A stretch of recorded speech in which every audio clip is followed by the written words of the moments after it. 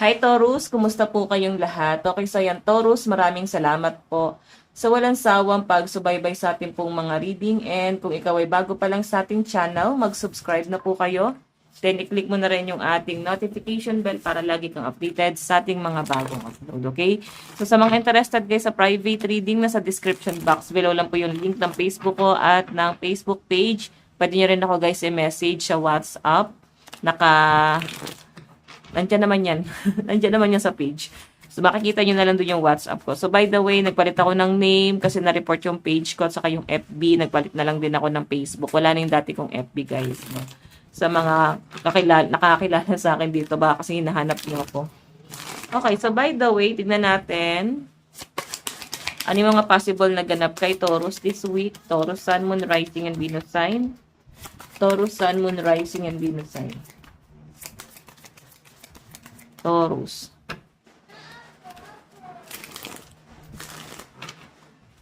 Taurus, Sun, Moon, Rising, and Venus sign.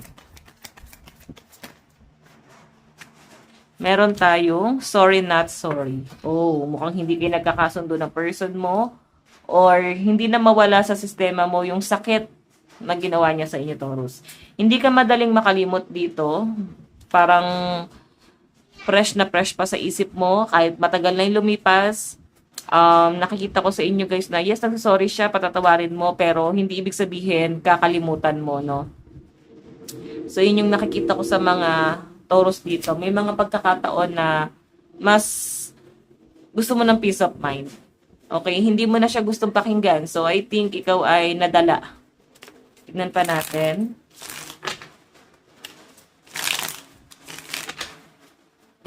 Additional message.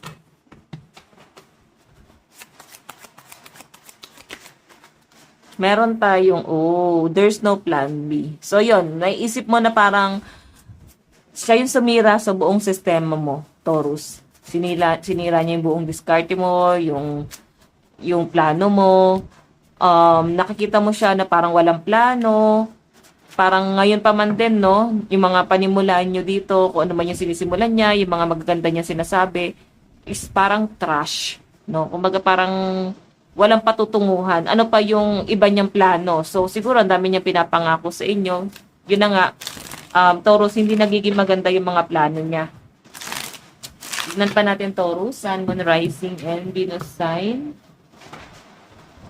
Additional message.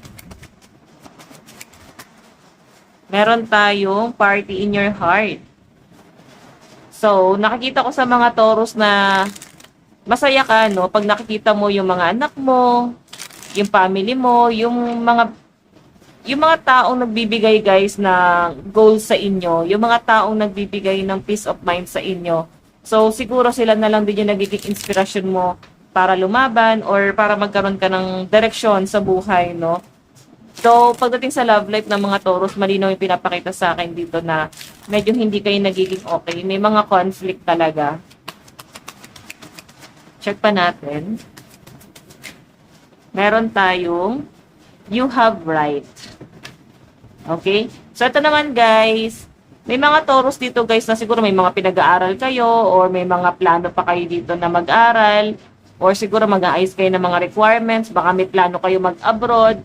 Pwedeng iniisip nyo guys, no, sa career mo na parang, wait, hindi na ako pwede umasa sa person ko. Kailangan siguro meron ka ng ginagawa na plano dito, no? Or at least magkaroon ka ng ibang side hustle. Nakikita ko yung magandang intention ng mga Taurus. Na parang hindi mo kailangan iasa lahat sa person mo eh. Parang kailangan magkaroon ka ng sariling diskarte talaga, Taurus. By the way, check pa natin, Taurus. Meron tayong I can't only count on myself. Oh. So, ito naman guys, may mga pagkakataon na parang ikaw na lang yung bumubuhat dito sa pamilya na to. Hindi mo na siya nararamdaman, hindi mo na siya nakita. May mga pagkakataon pa na bigat ka na sa kanya. Gusto mo na siyang bitawan, no? Sa malinaw na pinapakita sa akin dito. Nape-pressure ka na sa taong to. Nai-stress ka na din kasi parang yung mga ginagawa niya is para lang sa sarili niya, yung ikaliligaya niya. Paano naman yung sa'yo? Paano naman yung ikaliligaya mo? Parang ganun yung pinapakita sa akin dito. Ayan, no? Say it 3 times, I don't care. Wala ka na talagang pakialam sa kanya. So, sinasabi mo naman yun sa kanya.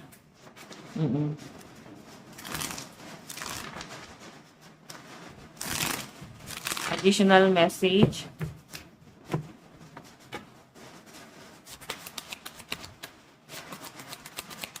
Additional message para kay Taurus. Meron tayong I don't understand. Di ba? Ang dami mong pagkakataon sana noon. Pwedeng binabalikan ng iba sa inyo. Ang daming opportunity, ang dami sana pagkakataon na parang ibinigay sa inyo.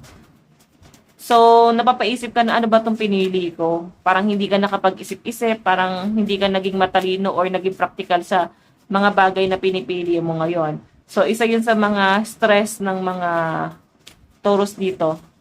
Okay? Lalo na guys sa mga decision making, hindi man to sa love life, pwedeng sa career mo, no? Medyo nagkakaroon ka ng, parang medyo impulsive ka sa mga decision mo.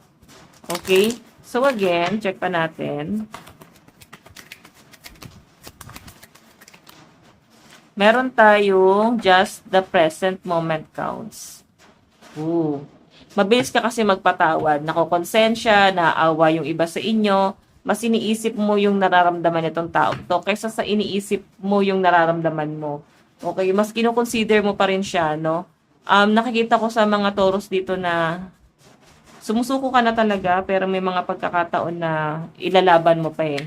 Kasi mas umiiral sa inyo yung awa. It's not the end, only the beginning. So, alam nyo guys, may magandang plano sa inyo sa universe. So, ibig sabihin, kailangan mo mahanap ano yung magandang desisyon na kailangan mong gawin ngayon. Okay? Check pa natin. Meron tayong got a drink. Cheers. Ayan, no? Celebration. May celebration na paparating sa mga Taurus. Okay? Check pa natin.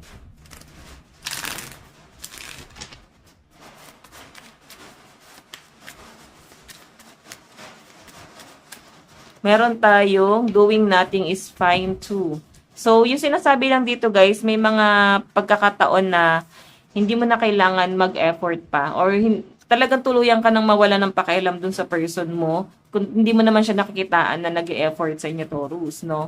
Or pwedeng sa family yan or sa ibang tao. Kung hindi naman to sa love life, pwedeng may tao kang tinitignan dito na parang nakukulangan ka, parang walang pagkakaisa sa inyo. So, isa yun sa mga trigger mo or at least nakaka-stress, no? So, by the way, check pa natin. Meron tayong 4 of Cups. 4 of Cups. So, ito naman guys, yung 4 of Cups. Pagdating sa love life mo, parang bata tong person mo, na parang tinuturuan mo pa rin. Parang kang magulang niya. Ikaw yung nagbibit-bit dun sa relasyon. 7 of Wands. Oh. Pagtatanungin mo siya, kakausapin mo siya guys, napaka-defensive. Meron tayong energy ng Ace of Swords. Wala siyang gustong pag-usapan. No? So, walang natatapos dito sa Asian yung dalawa kasi wala nga siyang gustong pag-usapan. So, again, advice. Meron tayong let your fears dissolve. So, I think may mga kinakatakutan ka lang, Taurus, na kailangan mo siyang i-overcome. Okay? So, Taurus, ito lang po ang inyong reading. Maraming salamat. God bless and love you all. Bye-bye.